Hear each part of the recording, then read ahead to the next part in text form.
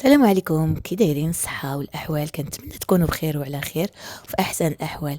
بلا شك عرفت اش غنبارطاجي معكم اليوم غنبارطاجي معكم واحد المطعم اخر ديال العشاب اللي كيسميوه العشاب ديال مارينا. هو فرع من العشاب اللي كنت ديجا بارطاجيت معكم من قبل، اللي كاين في فندق الشجرة. غنصور لكم لومبيونس اللي دايرها والديكوراسيون اللي دايرها، ولكن سمحوا لي لي طابل ما قدرتش نصورهم لان كاينين الناس وما بغيتش نصورهم الصراحه تفاديا لاي مشكل. وحتى فاش خديت الاذن ديال التصوير قالوا لي صوري اللي بغيتي الا انك تصوري لي الناس. كما لاحظتوا هو كيستعمل في الديكوراسيون ديالو كل ما هو محلي، القدرات ديال الطين، الطبقات ديال سميتو الدوم، وفي الدخله كاع كاين حاط الاعشاب والمواد اللي كيستعملهم في الطبخ ديالو.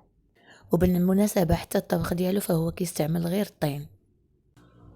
اما بالنسبه لكوزينتهم فطلبتهم باش يصوروا لي الداخل كيديروا الحوت على الفحم.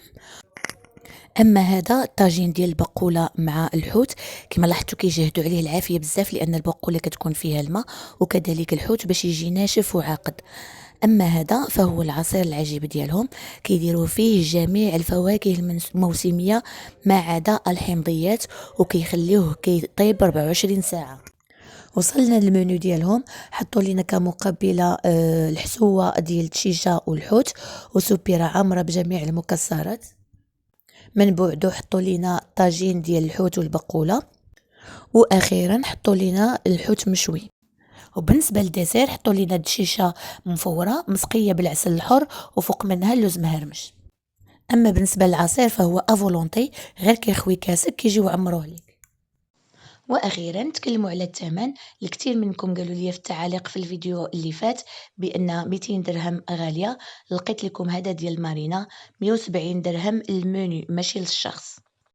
بحال انا وصحاباتي كنا 3 خدينا جوج ديال المنيو، خلصنا 170 درهم الواحد وكلينا الحمد لله وشيطنا.